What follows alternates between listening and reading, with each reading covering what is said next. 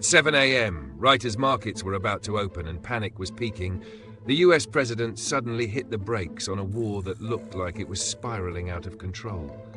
Almost instantly, the official story started falling apart. Because here is the terrifying reality. One side is claiming productive talks, while the other says those talks don't even exist. This isn't just a disagreement. It's a massive contradiction that tells you exactly how unstable and dangerous this moment actually is. This matters right now because this isn't just about foreign policy posturing. It hits your gas bill, your portfolio, and global oil prices. We are looking at the very real possibility of a wider war that pulls in multiple countries and wipes out civilian infrastructure. When power grids and energy systems become targets, that's not strategy. It's a countdown to a humanitarian collapse where people lose water, hospitals, and basic survival. Now look at the shadow moves happening behind the scenes.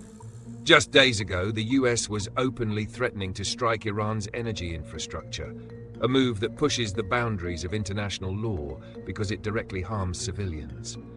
Iran fired back with its own escalation threats, targeting shipping routes and warning that financial systems could be hit. The markets reacted instantly. Oil surged, bond yields spiked, and suddenly the cost of war wasn't theoretical anymore.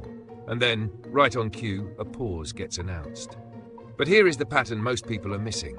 This isn't de-escalation, it's pressure management. The timing, early Monday morning, is specifically about calming Wall Street, not resolving the actual conflict. Meanwhile, military assets are still moving into the region, and Allied forces are still conducting strikes.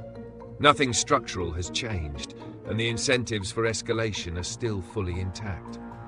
From an international relations perspective, this is a classic security dilemma. Each side believes it's acting defensively, but those actions look like an offensive attack to the other. When you add in proxy dynamics and economic warfare, backing down becomes politically dangerous, even if continuing the war is objectively worse. The counter-narrative you'll hear is that this is smart brinkmanship, but that falls apart under scrutiny. If there were real negotiations, both sides would signal them. Instead, one side denies they're happening at all. That's not diplomacy, it's narrative control. The deeper issue here is credibility.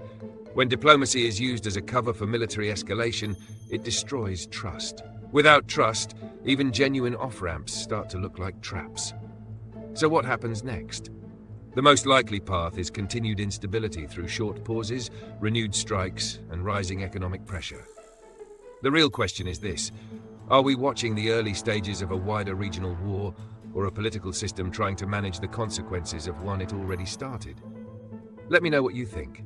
Is this a real step toward de-escalation, or just a temporary illusion before something much bigger?